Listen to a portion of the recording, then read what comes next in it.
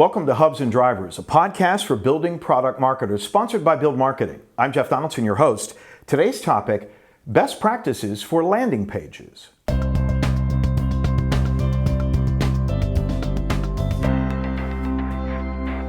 A landing page. It can be a critical component in your digital marketing program as a building materials manufacturer. And if it's built right, it can allow your prospects to engage your brand, to download something, to learn more about your products, and it can enable you to build those critical leads that drive your business. So when does a landing page make sense, and how do you build it such that it will drive results? Here to discuss this important topic today is Justin Gaydos, Director of Digital Services at BLD Marketing. Justin, thanks for being here today.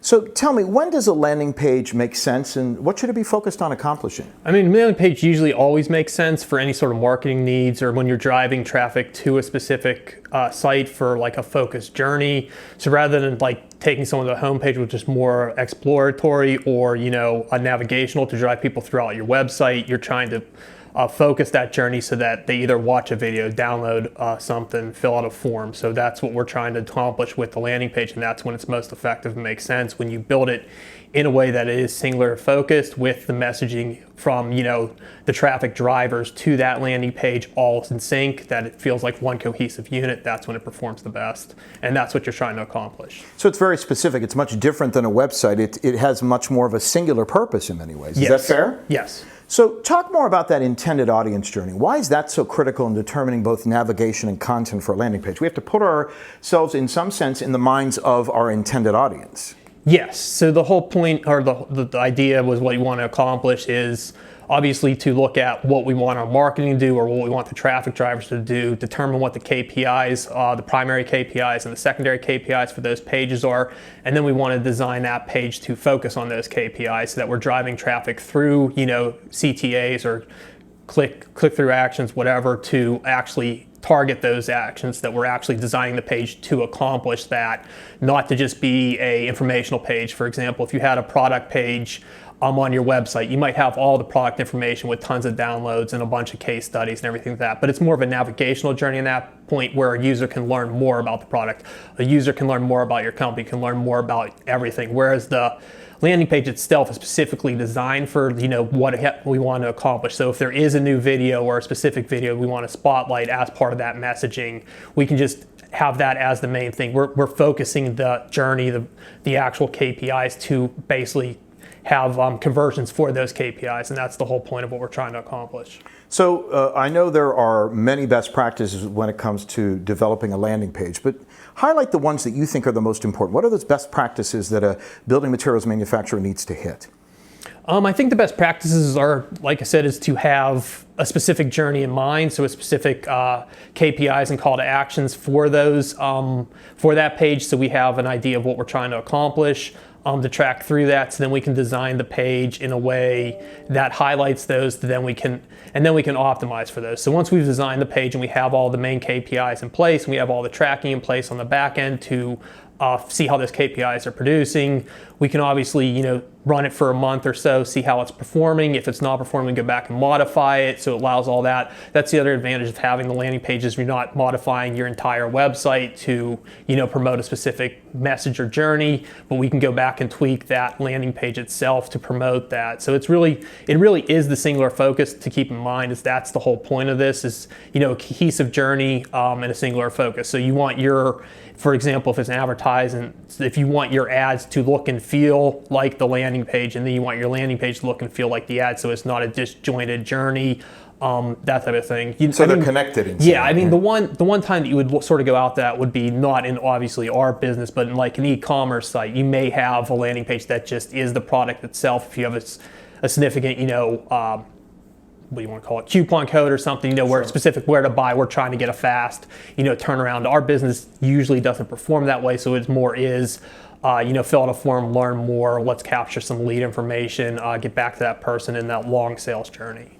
And that lead capture is key for landing pages. They're specifically designed for that in many ways. Yeah, so it really, you design your landing page for what you're trying to accomplish. So lead capture could be a very important conversion that you want to accomplish, but it could also be that, if it's more of a brand awareness, it might be, or product awareness. It might be, watch videos or download data sheets or download three-part specs to get them in the hands of the person.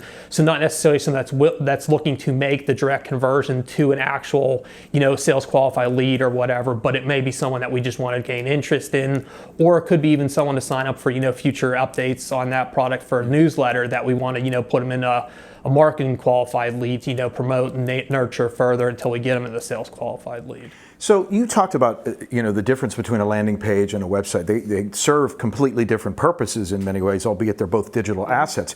How best can a landing page interact with a company's website? How do you make sure that they're stitched together appropriately and in many ways they don't counterman each other? Yeah, so like I said, it's one of those where the website's going to be more focused on like a navigational approach and informational approach. So you're going to try and let the user decide what they want to accomplish, search the site, find all the information they want. You want to make it so it's easy to find on the website, but on the landing page, it's very focused. So you're driving them. Now you will want to reuse cohesive elements from your website and also documentation and stuff like that. Specs, that type of thing, make sure those all imagery matches, so you want to make it cohesive, but like I said, it's really a singular journey versus a self sort of exploratory journey. So talk a little bit about how we measure effectiveness at Build when it comes to building a landing page and the importance of agility. You were talking about that a few minutes ago. Yeah, so usually the way we handle it is we spend a lot of time up front figuring out what, like I said, what the primary KPIs, what secondary KPIs are. That's usually the first process. What we do is actually define that. Then we basically work with our creative team to generate a design that actually focuses on those KPIs and also on what we're trying to accomplish. And then once we build the landing page, we actually embed all the tracking for those KPIs so that we can actually follow through with, are those KPIs performing, what's happening on that page, all of that stuff from the analytics side. And then what we can do is we can go back and review, is this doing well, is this doing all right, how is it performing from day to day, that type of thing.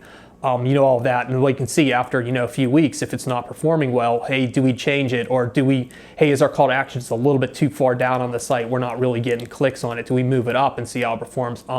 Do we add some A/B testing, tooling where we can actually display different items, different call to actions, different verbiage to the page itself to see if that'll promote people to click on links, that type of thing. So it allows us to basically go back and tweak the page based on what we're seeing from a performance metrics versus best practices versus what we know the page should perform, what we hope the page is performing out of the box. But like everything else, it's always what best practice is and what we think is going to be the best to work. But there's always tweaks and changes that come along after you've seen it actually in the wild. Yeah, it's not something that's set in stone right away. It has to be changeable and ready to adjust. Yes. Yeah, absolutely. Justin Gaydos, Director of Digital Services at BLD Marketing on landing pages. Thanks for joining us today. So remember this when it comes to landing pages. Make it clean and streamlined. Guide your visitors to the information they're looking for. If you make your landing page something that is all things to all people, it's not going to accomplish its objective. Hey, would you like us to cover a specific topic on Hubs and Drivers? Email us at info@hubsanddriverspodcast.com. That's info@hubsanddriverspodcast.com. You can ask us a question as well. That's it for this edition of Hubs and Drivers. I'm Jeff Donaldson, your host. Join us next time.